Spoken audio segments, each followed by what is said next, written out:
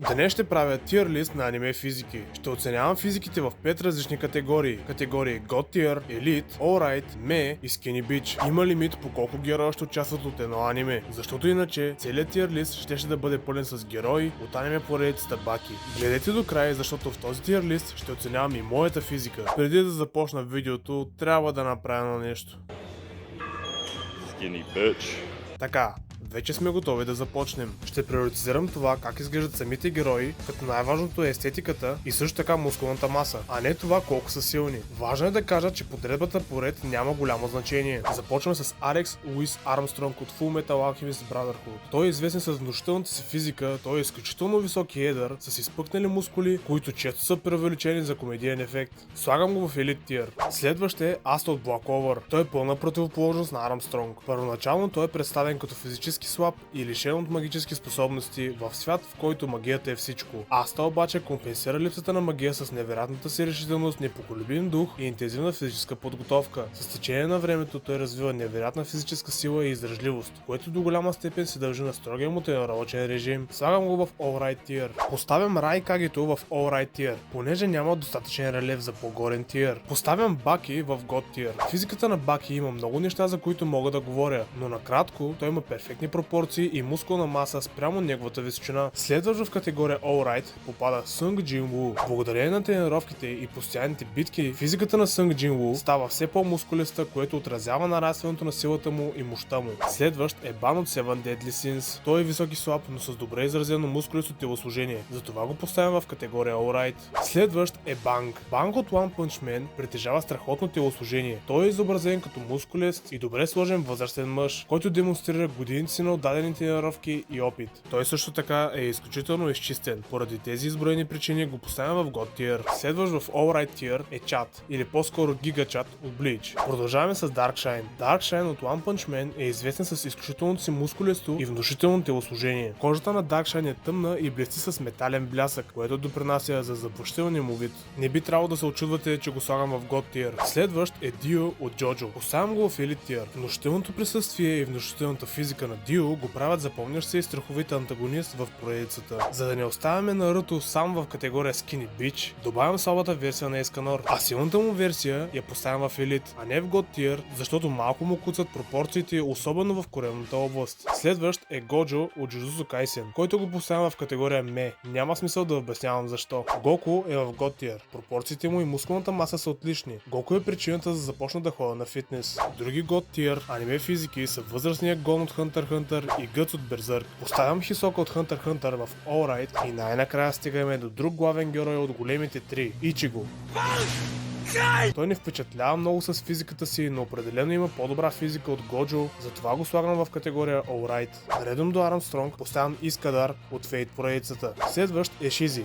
Исках да кажа Джак Ханма. Джак Ханма е изобразен като масивна мускулиста и внушителна фигура. Той притежава невероятно едро телосложение с преувеличени мускули, които демонстрират огромната му физическа сила и мощ. Външният вид на Джак е заплашителен, мускулите му са огромни, а вените видимо изпъкват. В God Tier също поставям Джирен. Стигаме до един от най-любимите ми герои, а именно Кенпачи от Bleach. Той е изобразен като висок мускулест мъж с див и небрежен вид. Поставям го в Alright Tier. Следващ в God Tier е Кен, известен също като Кенширо от Fist of the North Star.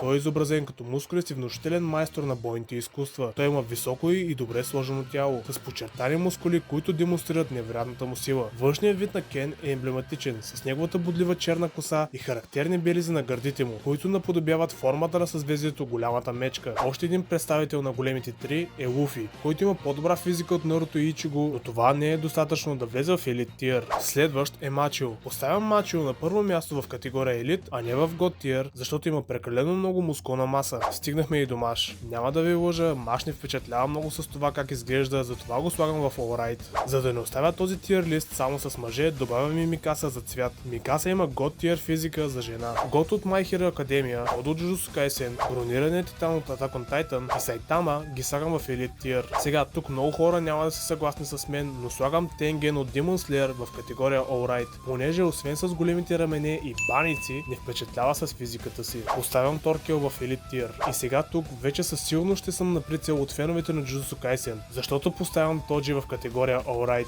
Просто за мен не е на нивото на другите от категория Elite. Следващ е Токито Ома от Kengan Ashura. Поставям го в Elite Tier. Между другото, искате ли да видите видео как сравнявам Баки с Kengan Ashura? Пишете долу в коментарите. Идва ред на още един Грамадан в категория Elite, а именно Торико. Колкото и да харесвам виджета, любимия ми герой Dragon Ball поредицата, го слагам в Elite Tier. Просто е прекалено малък за God Tier. Следващ е бялата брада от One Piece. Той има физика подобна на Кенпачи Зараки от Bleach. Затова го поставям в Alright. Друг в Alright поставям един от любимите ми герои от Black Clover, а именно Ями. Отдавна сме нямали герой в God Tier, но това ще се промени сега. В God Tier слагам Йома Хашимото, който често е споменаван за най-добрата аниме физика. Време е и за демона Юджиро Ханма. Юджиро Ханма е баща на Баки. Той е невероятно силен и плашещ герой, известен е като най-силното същество на земята. Той притежава високо и мускулесто тяло, което всява страх в противниците му. Мускулестото телосложение на Юджиро е преувеличено, с изпъкнали мускули и вени, които подчертават огромната му физическа сила. Няма как да не спомена неговия гръб. Демоничният гръб на Юджиро Ханма е отличителна и плашеща черта на героя му в Баки поредицата. Когато Юджиро изпадне в състояние на изключителна ярост или отприщи пълната си сила, мускулите на гърба му се изкривяват и изпъкват по начин, който наподобява лицето на демон. Тази визия служи за визуално представяне на вътрешния смут на Юджиро и первичната природа на бойния му дух. Следващ в категория Alright е Зоро, който също така донесе новото ми баунти, което е 512 бели. Ако искате това число да се увеличи, трябва да се абонирате за канала. Сега да продължим към предпоследната физика. Тази физика е на All Might от My Hero Academia. Чудих се дали да го сложа в God Tier, но накрая реших да го сложа на високо в Elite Tier. И стигаме до дългоочаквания момент. Момента, в който ще оценявам моята физика спрямо тези аниме физики. Моята физика не се отличава много, имам горе-долу добре развит гръб и имам големи ръце и рамене като Тенген, но не съм доволен от физиката си. Все още имам подкожни мазнини, особено в коремната област и краката. Затова поставям себе си в категория Ме. Надявам се в бъдеще да стигна до елит. Някой ден ще направя видео за моята трансформация. Това е моята подредба на тези аниме физики. Разбира се, всеки има свое мнение. За тази цел, долу в описанието ще сложа линк към тиер листа, за да ги подредите вие. А къде мога да видя вашите резултати? За тази цел имам Discord сервер Mighty Berdos Army, който също ще е долу в описанието. Благодаря ви за подкрепата, аз бях Mighty Berdo и до скоро!